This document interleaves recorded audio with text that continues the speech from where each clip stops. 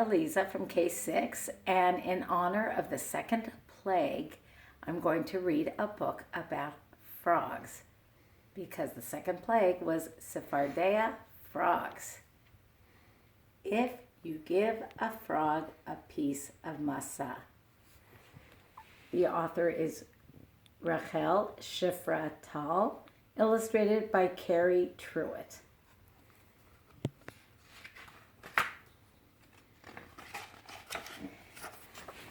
If you give a frog a piece of massa, he will want to know the story behind it. You will tell him that the Jews were slaves in Egypt. He will listen with both of his frog ears. He will want to know if the Jews were freed. You will tell him yes, but it is not the end of the story. He will ask for more massa. If you give a frog more massa, he will listen to more of the story. You will tell them that he is a plague. This will make him sad. You will apologize. But first he will need some more massa.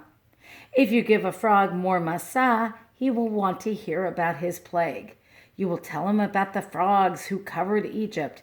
He will puff up his frog chest in pride. But you will tell him that his plague was not the first. He will want to be first. You will tell him you cannot change the story. You will tell him that Hashem sent 10 plagues against Egypt. In the first, the waters of the Egypt turned into blood. This will remind him of grape juice. If you give a frog some grape juice, he will want to hear about the other plagues.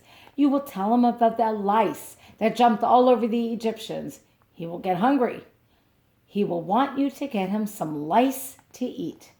You will tell him that he cannot eat the plagues. He will get mad. You will give him more grape juice. If you give a frog more grape juice, he will listen to the fourth plague. You will tell him of the wild animals that bit the Egyptians. He will get scared. He will want to sit close to you for the next plague. You will tell him of the Egyptian animals dying. He is an animal. You will tell him he is not from Egypt and that he is a frog. This will make him feel better, but first he will need more massa. If you give a frog more massa, he will ask about the sixth plague. You will tell him about the boils that covered the Egyptians. He has some boils. You will tell him he has warts. This will make him sad again. So you will rush to tell him the next plague. You will tell him of the hail and fire that crashed from the sky. He will run and hide under your plate. He will want you to pass him more massa. If you pass a frog more massa, he will want to hear the next plague. You will tell him this was a hard one. Your plate will hop forward in excitement. You will tell him of the swarms of locusts that ate all the Egyptians' food. He will worry that someone will eat his food. You will remind him that this was a long time ago. If you give a frog more massa, you will be able to move on. You will tell him that a great darkness covered the land of Egypt. He will tell you that it is getting dark. You will tell him that he is under a plate. He will only come out only if you tell him the last plague and give him a little more massa. If you give a worried frog more massa, you can finish telling him about the plagues. You will tell him the most frightening plague of all. You will tell him that all the firstborn Egyptians died. He is a firstborn. You will tell him not to worry because he is a frog. You will tell him that Hashem saved the Jews from this terrible fate.